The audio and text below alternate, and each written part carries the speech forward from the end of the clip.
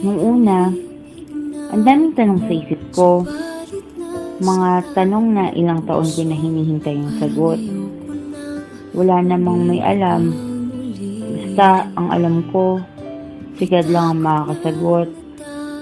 Tulad ng, kailan kaya ako sasaya? Bakit ang tagal ng taong hinihintay ko? Nagdaan na kaya siya? Siguro hindi ko lang napansin. Saan ko kaya siya makikilala? Sino nga ba siya? Ang layo-layo ng tingin ko. Hindi ko pansin na nandyan ka lang pala. Ikaw pala yung sagot sa mga tanong ko. Para sa akin, all-in-one ka. Kasi ikaw yung tatay ko na nagtuturo sa akin ng dapat kong gawin. Kuya, na handang ipagtanggol ako sa lahat. Best friend, nakasama ko sa mga kalokohan ko. Boyfriend, na inaalagaan ng puso ko. At magiging asawa na makakasama ko hanggang sa pagtanda ko.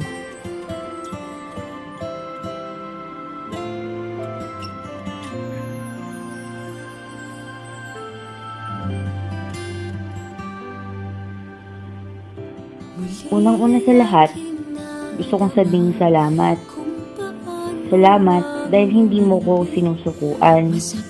Dahil simula nung nagkakilala tayo, nandyan ka pa din sa loob ng 5 taon. Salamat dahil ipinakita mong hindi ako nagkamali sa pagpiling ikaw ang mahalin ko. Salamat dahil tinuturuan mo kong maging matured. Salamat dahil hindi ako nagkamali na ipagkatiwala ang buong buhay ko sa'yo. At salamat sa pagsama sa akin sa magandang future na binubuo ko. Alam mo bang mahal kita? Mahal kita kasi tanggap mo kung sino ko. Lagi kang nandyan kapag may problema ako. Iniintindi mo ko lagi sa tuwing tinotopak ako. Handa kang patawanin ako kapag sobra-sobra lungkot ko. Kaya mong pagaanin lahat ng bigat na nararamdaman ko. Sa lahat ng tao sa mundo, ikaw lang may kayang gumawa nun. Brad, ang dami na nating napagsamahan. Ang dalas din nating mag-away na muntik na mapunta sa hiwalayan. Pero tignan mo naman, hanggang ngayon, magkasama pa rin tayong lumalaban. Kaya sana, kahit na magkalayo tayo, yung pagmamahal natin sa isa't isa hindi magbago. Matagal-tagal pa bago tayo magkasama ulit. Huwag kang bibitiw ha, kaya nating dalawa yan.